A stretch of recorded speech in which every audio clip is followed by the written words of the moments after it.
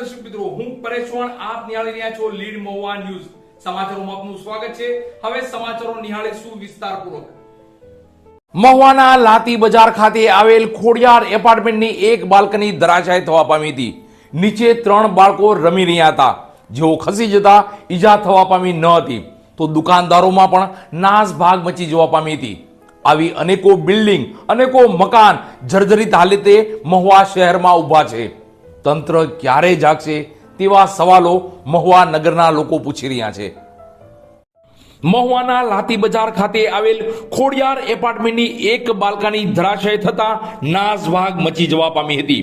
સદભાગ્યે કોઈને ઈજા થવા પામી ન હતી.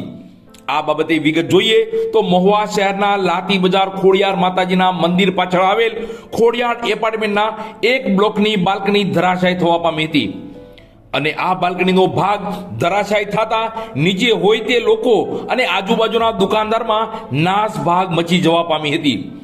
જોકે આ બાલ્કનીનો ભાગ ધરાશાયી થયો ત્યારે બપોરે 2 વાગ્યાનો સમય હતો અને બાલ્કનીની એકદમ નીચે 3 બાળકો રમતા હતા, પણ સદભાગ્યે તે બાળકો ખસી જતા તેઓને ઈજા થવા પામી ન હતી. રામ રાખે તેને કોણ ચાખે તે વાક્ય એકદમ સાર્થક થયું હતું. આપ આ બનાવ બન્યો તેના સીસીટીવી ફૂટેજ પણ જોઈ શકો છો. અત્રે ઉલ્લેખનીય છે કે એકાદ વર્ષ પહેલા આ બાલ્કનીનો ઉપરનો ભાગ ધરાશાયી થયો હતો. જોકે સદભાગ્યે ત્યારે પણ કોઈને ઈજા થવા પામી ન હતી. અત્રે ઉલ્લેખનીય છે કે મહુવા શહેરમાં આવી અનેકો બિલ્ડિંગ, અનેકો ઘર આવેલા છે જે એકદમ જર્જરિત છે. જો આવા બિલ્ડિંગો ધરાશાયી થશે ને મોટી દુર્ઘટના સર્જાશે, તેમાં જાનહાનિ થશે, તો જવાબદારી લેશે કોણ? મહુવા નગર વિસ્તારમાં આવેલી તમામ જર્જરિત બિલ્ડિંગ રહેઠાણને ઉતારી લેવાની યા તેની સામે પગલાં ભરવાની જવાબદારી નગરપાલિકાની હોય છે. પણ મહુવા નગરપાલિકા ફક્ત ને ફક્ત નોટિસ બજાવી કાર્ય થઈ ગયું તેવો સંતોષ માને છે. પણ જ્યારે આવા બિલ્ડિંગો પડશે, ધરાશાયી થશે અને મોટી દુર્ઘટના સર્જાશે, જાનહાનિ થશે, ત્યારે મહુવા નગરપાલિકા શું આની જવાબદારી લેશે ખરી? મહુવા નગરના લોકો એવું પણ કહી રહ્યા છે કે આવી દુર્ઘટના સર્જાય તે પહેલા મહુવા નગરપાલિકાના અધિકારીઓ, સત્તાધીશોને પગલાં ભરવા જોઈએ, અન્યથા લોકો જીવથી જશે. લાતી બજારના ખોડિયાર મંદિરના પાછળ આવેલો ખોડિયાર એપાર્ટમેન્ટ, ત્યાં જર્જરિત હાલતમાં એપાર્ટમેન્ટમાંથી અવારનવાર આ બધું પડે છે અને બાળકો, દુકાનો છે, બોર્ડિંગ છે બાજુમાં, એમાં છોકરીઓ વટા કરવે છે અને વારંવાર આ પડે છે અને બહુ જર્જરી હાલતમાં છે અને વારે ખેલે આ બધું નીચે પડે છે. જો અને સીસી કેમેરામાં પણ જોયું 2-3 ટોળા છોકરીઓને વટી ગયા અને પછી પીડ્યું છે 1-2 મિનિટમાં. આ હાલતમાં છે તો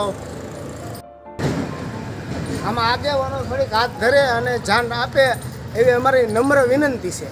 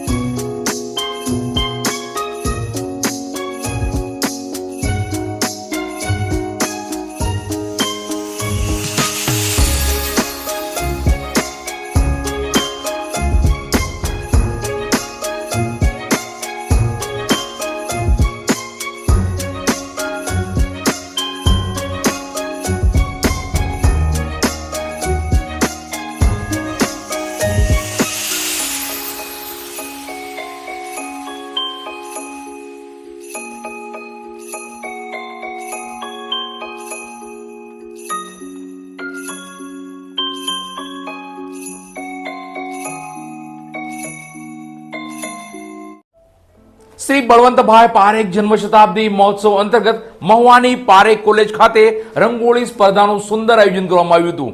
જેમાં 15 સ્પર્ધકોએ ઉત્સાહભેર ભાગ લીધો હતો. શ્રી બળવંતભાઈ પારેખ જન્મ શતાબ્દી મહોત્સવ અંતર્ગત મહુવાની પારેખ કોલેજ ખાતે રંગોળી સ્પર્ધાનું સુંદર આયોજન કરાયું હતું અને આ રંગોળી સ્પર્ધા વોટ ફોર નેશન વિષય પર યોજાઈ હતી. મહુવાના ગ્રામ નિર્માણ સમાજ અને પીડીલાઇટ ઇન્ડસ્ટ્રીઝ મુંબઈના સહયોગથી શ્રી બળવંતભાઈ પારેખ જન્મ શતાબ્દી મહોત્સવની ઉજવણી થઈ રહી છે.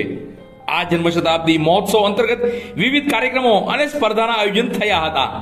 તો આજ રોજ આ જન્મ શતાબ્દી મહોત્સવ અંતર્ગત મહુવાની પારેખ કોલેજ ખાતે ચિરોડીથી દોરાથી રંગોળી સ્પર્ધાનું આયોજન કરાયું હતું. આજના યુવાનો, નવા મતદારો અને કોલેજના વિદ્યાર્થીઓ મતદાનને લઈ જાગૃત થાય તેવા હેતુસર નિર્ણાયકશ્રી અને પારેખ કોલેજના પ્રાધ્યાપકો દ્વારા વોટ ફોર નેશન પર આ રંગોળી સ્પર્ધા યોજવાનું નક્કી કરાયું હતું. આ રંગોળી સ્પર્ધામાં કુલ 15 સ્પર્ધકોએ ઉત્સાહપૂર્વક ભાગ લીધો હતો અને એક એકથી ચડિયાતી રંગોળી તમામ સ્પર્ધકોએ પોતાની મહેનત, સૂઝબૂઝ પ્રમાણે પોતાના મનના વિચારોથી કંડારીને બનાવી હતી. આ રંગોળી સ્પર્ધામાં નિર્ણાયકશ્રી તરીકે મહુવા MN સ્કૂલના ચિત્ર શિક્ષક ભરતભાઈ ચૌહાણ અને ગ્રામ નિર્માણ સમાજના મીનાબેન સાંકળિયા રહ્યા હતા. ખૂબ જ સુંદર કાર્યક્રમના અંતે નિર્ણાયકશ્રીઓએ પોતાનો નિર્ણય રજૂ કર્યો હતો.